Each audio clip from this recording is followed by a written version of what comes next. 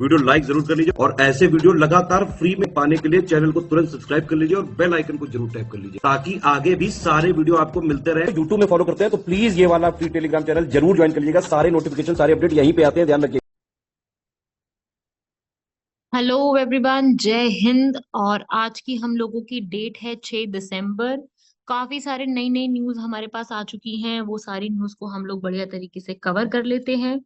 और आप, ये वाला हमारा नंबर है, अगर आप में से किसी भी स्टूडेंट को ऐसा लगता है कि उसको यहाँ पर जरूरत है पूरे एक इधर होता है कि हमें पीडीएफ से पढ़ना है, तो भाई वो इस नंबर पे कॉल कर सकता है। बाकी आप इस टेलीग्राम चैनल को ज्वाइन करो, बहुत हेल्प मिलेगी। हमारे 4-5 आर्टिकल्स आज के देख लेंगे। Multipolar disorder, SC workload, safety, Argentina और ऑप्टिकल फाइबर। आज का जो ये लेक्चर है पूरा, आप में से जो बच्चे मेंस की तैयारी कर रहे हैं उनके लिए ये ज्यादा जरूरी रहेगा। तो सबसे पहला हमारा आर्टिकल है मल्टीपोलर डिसऑर्डर, क्योंकि आज के समय में हमास और इसराइल के कॉन्फ्लिक्ट की वजह से बहुत सारे इश्यूज चल रहे हैं, है ना। हमास और इसराइल का जब से कॉन्फ्लिक्ट आया है, नई नई बैटल की चीजें निकल के आ गई है। जियोपॉलिटिकल टेंशन्स बढ़ती जा रही हैं। आगे आने वाले समय में एआई है, साइबर थ्रेट्स हैं, ये सब भी हो रहा है। इंडिया भी आगे चल के होस्ट करेगा। तो मल्टीपोलर बहुत सारी चीजें आ रही है, मतलब इतना ज्यादा शिफ्ट आ रहा है हर चीज में। हर एक सेक्टर में कुछ ना कहीं जा करके शिफ्टिंग हो रही है। डिस्कशंस भी चल रहे हैं इसके ऊपर, और शिफ्टिंग भी काफी ज्यादा इन चीजों को लेके चल रही है। तो मल्टीपोलर डिसऑर्डर का यही मतलब होता है, राइट।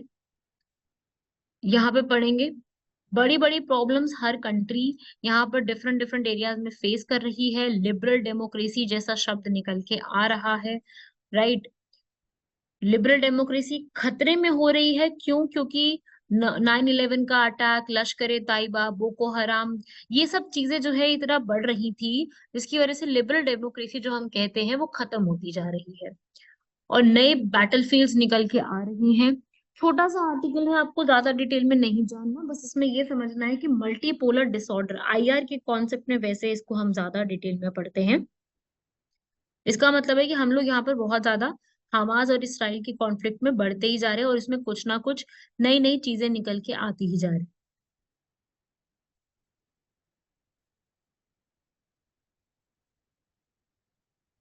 इंस्टेबिलिटी आप देख सकते हो, इंडो पैसिफिक रीजन में भी बहुत इंस्टेबिलिटी हो रही है। और साथ ही साथ चाइना की इकोनॉमिक ग्रोथ भी बहुत स्लो हो गई। चाइना अपना जो यूएस का डोमिनेशन बढ़ता जा रहा है उसके ऊपर कॉन्सेप्ट हो रहा है।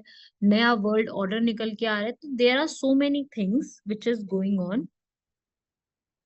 टेक्नोलॉजी भी पूरी तरीके से रिस्क पे चल रही है, क्योंकि एआई जैसा कॉन्सेप्ट निकल के आया, जिसकी वजह से टेक्नोलॉजी में यहाँ पर प्रॉब्लम आ गई, रिस्क आने शुरू हो गए, साइबर सिक्योरिटी में रिस्क आने शुरू हो गए, मिलिट्री सिक्योरिटी, ड्रोन्स, ये सब सिस्टम में चेंज आने लग गए।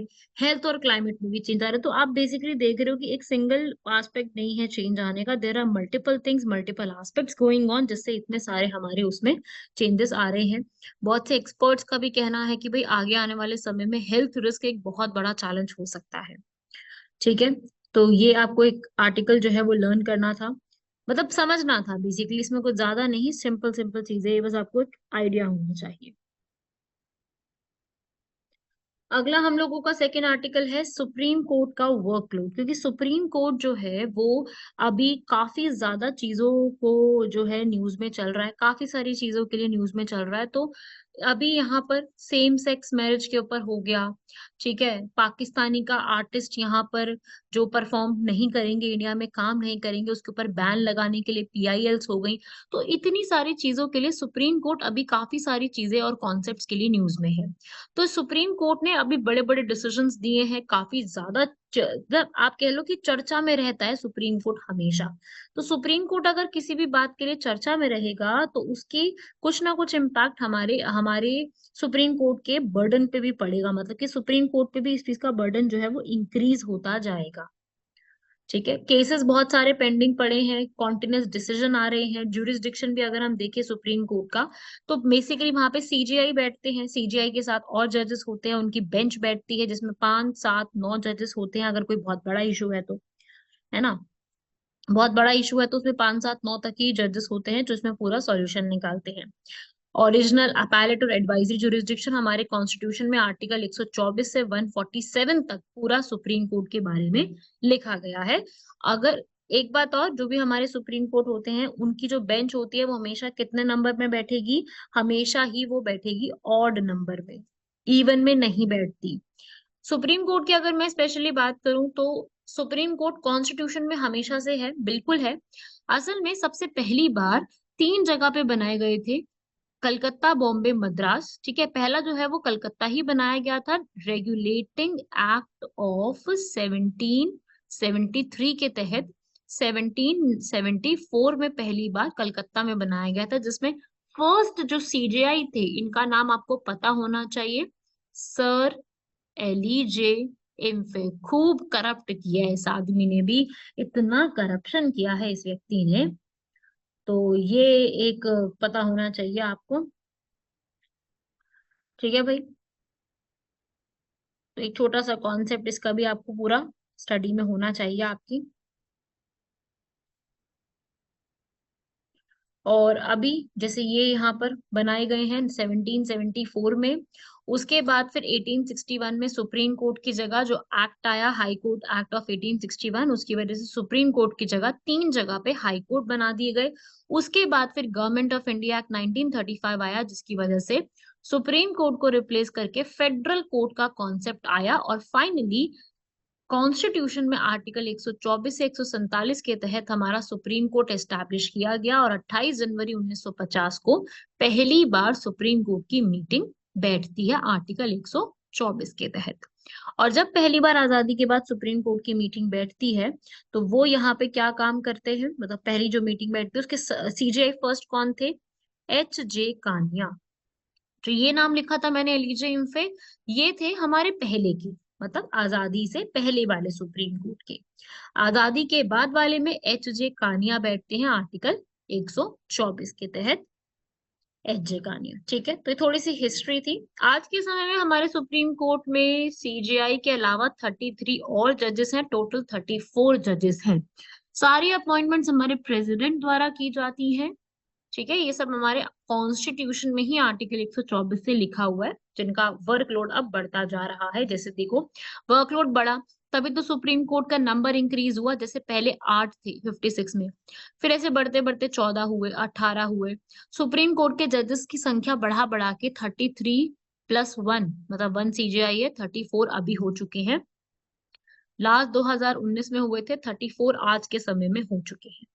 और इतने सारे उनके पास कॉन्स्टिट्यूशन के मामले आते हैं हर साल। 810 से ज्यादा जजमेंट्स उनको कॉन्स्टिट्यूशन के ऊपर ही देनी पड़ती है, जिसमें वो वर्कलोड के ऊपर बात करते हैं, परमानेंट ट्रायल बेंच होना चाहिए, कोर्ट होना चाहिए। तो ये सारी बातें खूब इसके अंदर की जाती हैं, तो नए नए कॉन्सेप्ट निकल के आते हैं। और नए आप कह लो कि हमारे जो पूरा एक ये है, यूं कह लीजिए आपकी, हमारा जो पूरा सुप्रीम कोर्ट है उसको कुछ ना कुछ हर रोज ही नए नए कामों से गुजरना पड़ता है।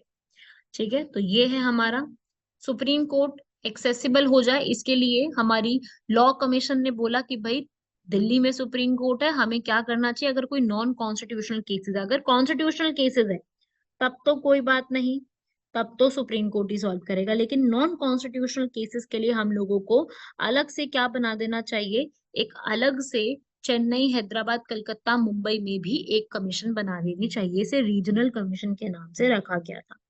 वो बात अलग है कि ऐसा हो नहीं पाया, उन्होंने ऐसा बोला जरूर था पर ऐसा हुआ नहीं। ठीक है,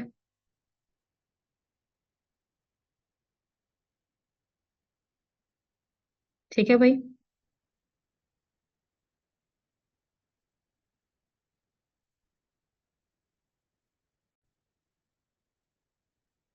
तो लॉ कमीशन ने भी ये प्रपोजल किया था कि भाई हर रीजन से 6 6 जजेस को यहाँ पर बनाओ और इस तरीके से उनका काम चलाओ। इस तरीके से भी उन्होंने अपनी बातें काफी सारी कही हैं। तो इस प्रकार से ये सारी चीजें जो है यहाँ पर अ, एक तरीके से कॉन्सेप्ट है पूरा, जो कि आप लोगों को ये पूरी चीज याद रखनी है। ठीक है, इसको पढ़ लो जरा, यहाँ पर कंप्लीट कर दो।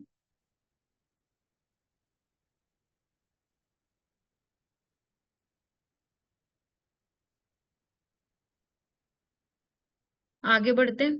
तो बैकलॉग क्लियर करने के लिए ही बोला गया कि भाई इतने सारी चीजें जो यहाँ पर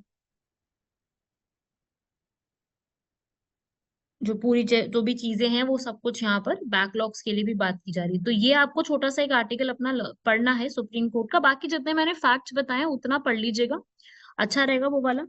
ठीक है, आप वो फैक्ट्स वगैरह को अपना कंप्लीट कर लोगे तो बहुत अच्छा रहेगा आपके लिए, ये वाले जितने जितने बताए हैं, क्योंकि उससे आपको ना हेल्प मिल जाएगी काफी ज्यादा। अगला है ऑक्यूपेशनल सेफ्टी एंड हेल्थ। अभी आईएलओ की रिपोर्ट आई है। आईएलओ एक ऑर्गेनाइजेशन है बहुत साल पुरानी। वर्ल्ड वॉर 1 के बाद आईएलओ को एस्टैब्लिश किया गया था, जिसमें 3 मिलियन वर्कर से ज्यादा ये बताया गया कि भाई वर्क में आने वाली किसी एक्टिविटीज की वजह से उनकी यहाँ पर मृत्यु हो जाती है, इतना ज्यादा उनके ऊपर ये बात कही गई है। ठीक है, तो इस तरीके से ये एक आपको ये भी दिमाग में रखना है, छोटा सा एक आर्टिकल, इसको भी दिमाग में रखना है। अब यहाँ पर ये बताया गया है कि भाई 7.5 लाख से ज्यादा लोग यहाँ पर लॉन्ग वर्किंग आवर्स की वजह से उनकी मृत्यु हो जाती है। और वहां पे होने वाले स्मोक, कभी कोई और एक्टिविटी की वजह से जो वर्क प्लेस पे बहुत मृत्यु होने लग गई है। जैसे होता है ना, जो सबसे ज्यादा ये तब होता है जब ना कुछ ऐसे लोग होते हैं जो कि जो होता है ना, एक तरीके से आप कह लो माइनिंग, जो खनन और उत्खनन जैसी चीजें होती है वहां पे काम कर रहे होते हैं, ये सबसे बड़े सेक्टर माने गए। कंस्ट्रक्शन में तो सबसे ज्यादा मृत्यु होती है। 26 लाख से ज्यादा लोगों की डेथ हुई है इसी चक्कर में, जिसमें सर्कुलेटरी रेस्पिरेटरी डिजीज, क्योंकि वहां सांस लेने की समस्या ऐसी हो गई। आईएलओ ने इसके ऊपर काफी बड़ी रिपोर्ट जारी करके बोला है कि भाई सेफ्टी सेफ्टी वर्किंग एनवायरनमेंट मिलना ये हमारा मौलिक अधिकार है, फंडामेंटल राइट है, जिसमें हमें इस पूरी चीज का ध्यान होना चाहिए। हेल्दी एनवायरनमेंट होना बहुत जरूरी है। 187 में से 79 कंट्रीज ने यहाँ पर आईएलओ के सारे सेफ्टी के ऊपर बात करी है, अलग अलग कंट्रीज ने। इंडिया ने अभी इन सबको कन्वेंशन नहीं किया है, और अभी आपको पता भी है अभी ही सेफ्टी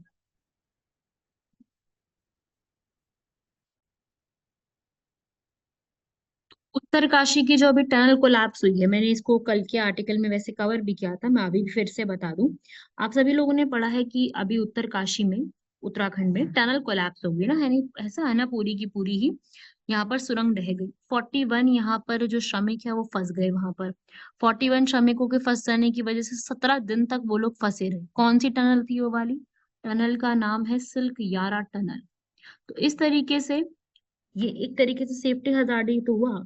बात अलग है कि वो सब के सब बच गए, पर कल को कुछ भी समस्या हो सकती थी। तो इस तरीके से ये बात है, आपको ये पॉइंट यहाँ पर दिमाग में रखना है कि भाई ये चीजें सबसे खतरनाक है। और ये आईएलओ ने भी यही बात बोली है कि इन सब की वजह से उनका गले में चोक हो जाना, ठीक है, फेफड़ों में कैंसर की घटनाएं दुगनी हो गई। ठीक है, ये सब चीजें जो है ना, उनकी एक्सपोजर और ये सब चीजें बहुत बढ़ती जा रही है। तो स्किन का कैंसर बढ़ते जाना इन चीजों की वजह से। तो ये सब जो रिकमेंडेशंस है ना, ये सब हमारी आईएलओ बताती है, और आईएलओ ने ये सारी चीजों के ऊपर काफी सारी बातें कही हैं कि भाई ऐसा ऐसा देखने को मिले तो बहुत समस्याएं होंगी, है ना, बहुत ज्यादा समस्याएं होंगी इसके ऊपर। तो ये बेसिकली आपको सारी बातों का दिमाग में रखना था, ये सब कुछ। ठीक है, इसको लिख लो भाई।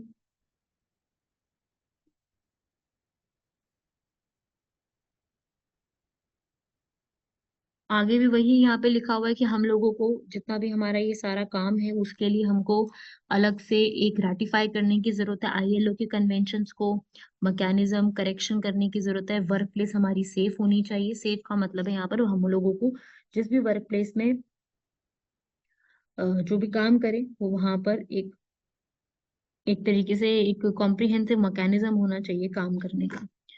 तो वही ये काम करने के पॉइंट्स है यहाँ पर, आप इसको देख सकते हो, रीड रीड कर लो, उतना भी इनफ है इसको। ठीक है ना, इसमें आप अच्छे से रीड भी कर लोगे उतना भी बहुत है, बहुत डिटेल में नहीं भी पढ़ते इसको। छोटा सा आर्टिकल है, बस समझाना था मुझे बेसिकली इसको, तो मैंने आपको समझाया, आपको मेन वही बात याद रखनी है। क्लियर हुआ? तो इस तरीके से आप इसको कंप्लीट कर लो और इसको।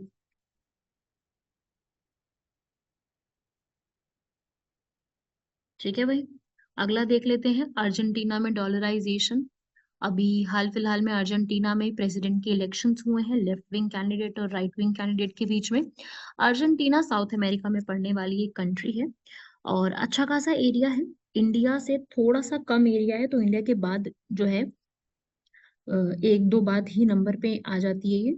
बहुत ज्यादा बड़ा एरिया नहीं है उसका, लेकिन फिर भी इतना एरिया है कि यहाँ पर मतलब इंडिया से थोड़ा कम आप मान के चलो।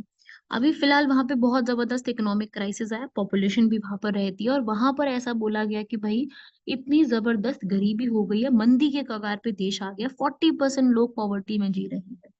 नवंबर 2023 में जेवियर मेली वहां पे जीत गए, और उन्होंने यही बोला कि भाई हम लोग जो ये समस्या आ रही है इसको सॉल्व करेंगे, अप्रोच लगाएंगे, चेंजेस लेकर के आएंगे।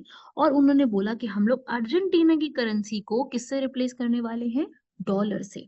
ऐसा उन्होंने बोला।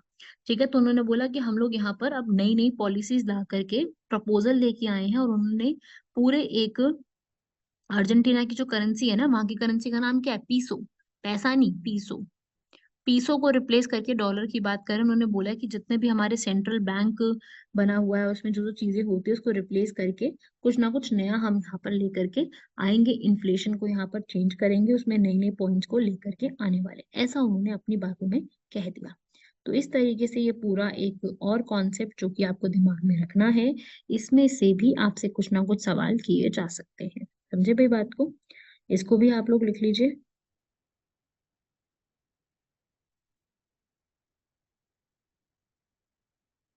और अब बात यह आती है भाई कि ऐसा क्यों हो रहा है कि उन्होंने डॉलराइजेशन कर लो। भाई डॉलराइजेशन क्या होता है कि जो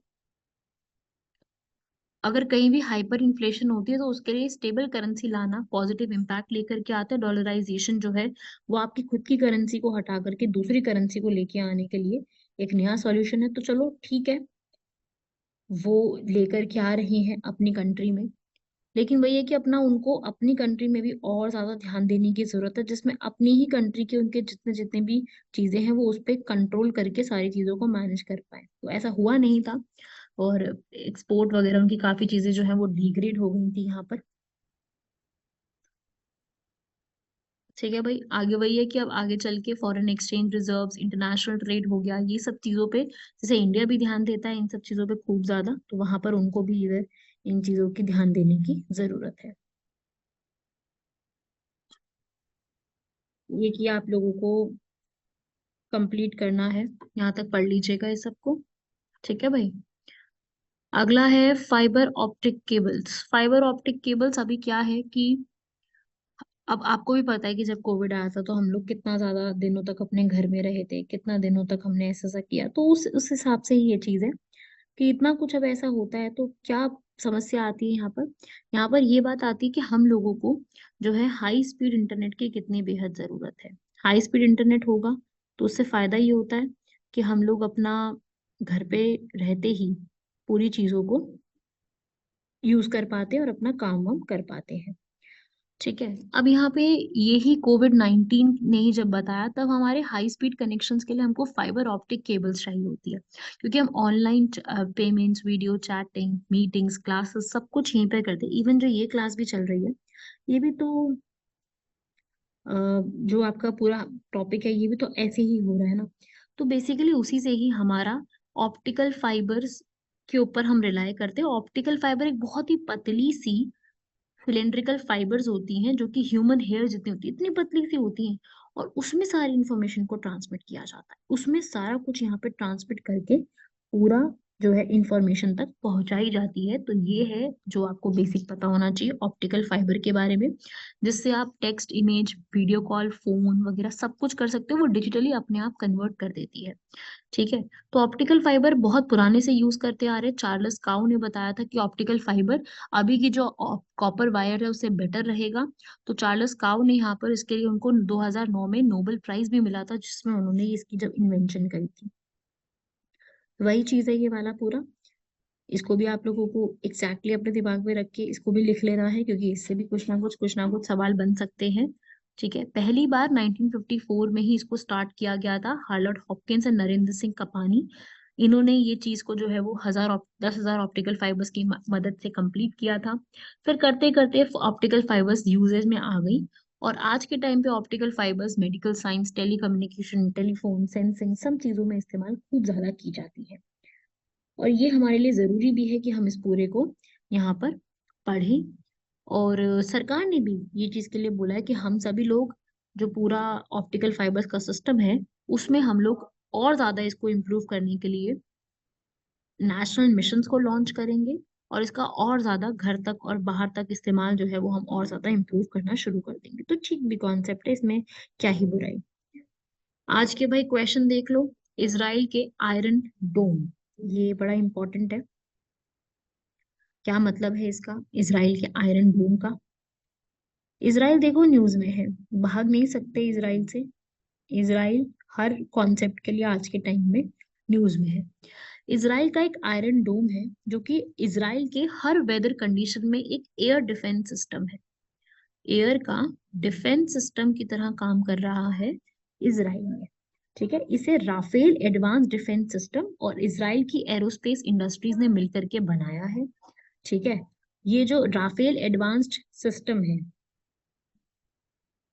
राफेल एडवांस सिस्टम, इन्होंने मिलकर के इसको डेवलप किया है। ठीक है, ये बेसिकली है क्या, पहले तो ये समझ लो ये है क्या। ये एक तरीके से एयर डिफेंस सिस्टम है। इसराइल की डिफेंस सिस्टम इसको इस्तेमाल कर रही है डिफरेंट डिफरेंट कॉन्फ्लिक्ट्स में, गाजा इसराइल का और बड़े सारे उन्होंने उसमें इसको इस्तेमाल किया है, जो कि 90 किलो का है। ठीक है, और ये बहुत अच्छी स्पीड से जा सकता है डिफेंस सिस्टम, जो कि आराम से आयरन का एक डोम है।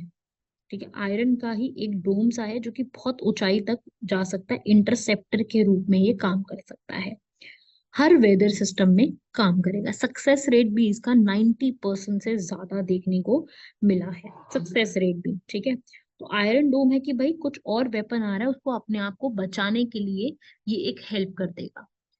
तो इसका जो करेक्ट आंसर है वो यहाँ पर फर्स्ट तो सही लिखा था, ताकि रॉकेट्स, मोर्टार्स और आर्टिलरी शेल्स को बचाया जा सके। इफेक्टिव है बहुत ज्यादा, मैंने बताया ना 90% इसका रेट है सक्सेस का।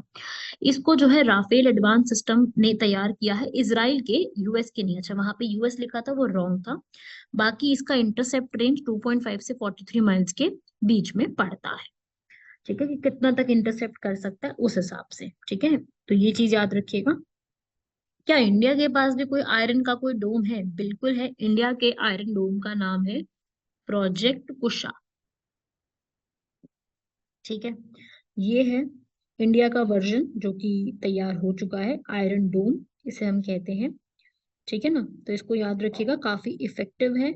जितने भी रॉकेट्स आते हैं ये उसको मार गिराने की क्षमता रखता है। 90% से ज्यादा रॉकेट्स, मोर्टार्स को, शेल्स को ये गिराने की क्षमता रखता है।